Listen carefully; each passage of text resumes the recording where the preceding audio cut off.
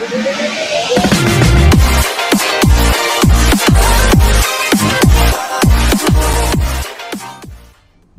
guys, welcome to my channel of mechatronics, and today I'll be talking about switch mode power supplies. Switch mode power supplies are used in almost every electronic device nowadays, such as laptop chargers, smartphone chargers, desktop ATX power supplies, DVD power supplies, and others.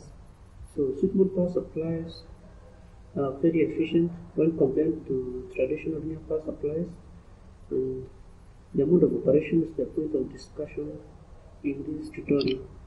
So let's begin by looking at the block diagram. So this is a block diagram. So you have your AC input. Depending on your region, it can be 120 volts or 220 volts. So the first part is the input filter. Then you have the rectifier. Then you have the switch, power transformer. Then here on the output you have another rectifier and filter, and feedback mechanism is used to maintain the output voltage stable. So let's go through each section. So we begin at the input. So this is an example of a switch mode power supply circuit. It is not a complete circuit, but it will give a good overview of how it operates. So for the input filter and protection, it is this part. So the fuse is used for overcurrent protection. This NTC, or negative thermal coefficient, thermistor, is used for limiting the inrush current, which can destroy some of the components, usually when changing this bulk capacitor when the power supply is switched on. Then for the filtering, you have a capacitor followed by a differential inductor choke and another capacitor. Usually you can have one capacitor. This functions to block the high frequency pulsations on the switch mode power supply side from interfering with the frequency of the mains AC, which can affect some devices such as radios. So for voltage protection, you have a device such as a metal plate varistor, which in case the voltage across 8 exceeds its rated value, it begins conducting and shunts the live and neutral, basically causing a large current to flow, which blows the fuse and thus protects the rest of the circuit from overvoltage damage. Okay, then the next part is the rectifier and filter. This is simple.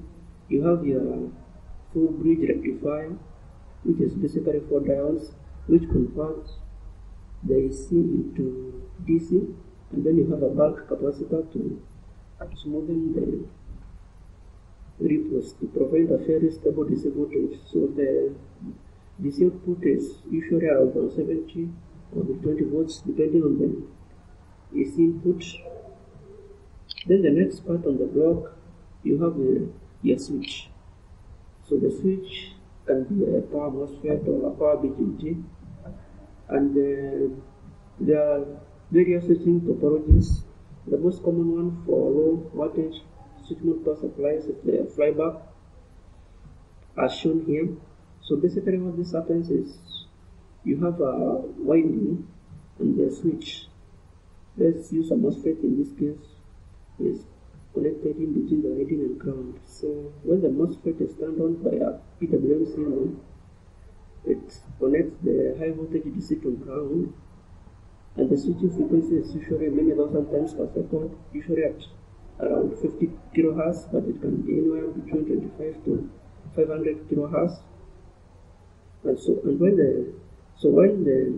when the switch is activated, so currents will flow through the primary winding, and this causes the magnetic flux in the core to start increasing. So energy is stored in the core in form of magnetic field. So when the switch is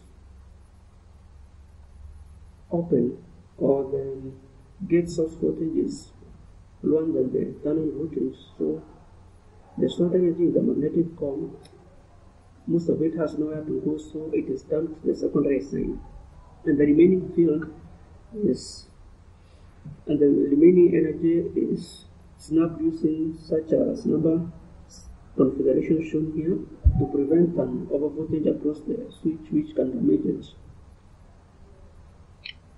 So then the next part is the power transformer. So this is the power transformer. It's because of the high frequency switching, the power transformer is made up of pounded iron or ferrite material which can withstand the high frequencies without overheating. So then you have your rectifier on the secondary side. So once the switch is off, energy is transferred to the secondary side, and because it is in AC form, so you need a diode to convert it to DC and a filter capacitor to smoothen out the DC voltage to obtain a regulated DC supply. So you can also, there are other various types of filters such as cell sieving filter for more stable DC output. And then the last part is the feedback. So feedback is usually provided to maintain the DC output voltage at desired levels.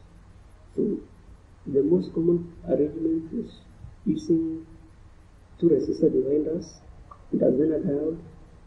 Also, in case of a Zener diode, you can have a precision reference IC in case precise DC output voltages are required. So, for example, in case when the design voltage is achieved and as per the resistance values of those two resistor dividers, so the voltage here will cause this Zener diode to be in conducting and the current to flow through this light emitting diode inside an octocopper to ground. And when this LED lights up, it will cause this transistor inside the octocopper to turn on. And so this transistor, when it turns on, it is connected to the PWM control IC, and by essence of it turning on, it will notify the IC that the output voltage has attained the desired value, and so the duty cycle is reduced to prevent an overvoltage. And in case also the voltage is lower than expected, the PWM is increased to increase the voltage of the secondary. So an octocopper is used to isolate the secondary and the primary sides of the power supply. So that's basically how the switch mode power supply works. So please like my video, share and subscribe for more amazing projects and tutorials. I'll see you next time.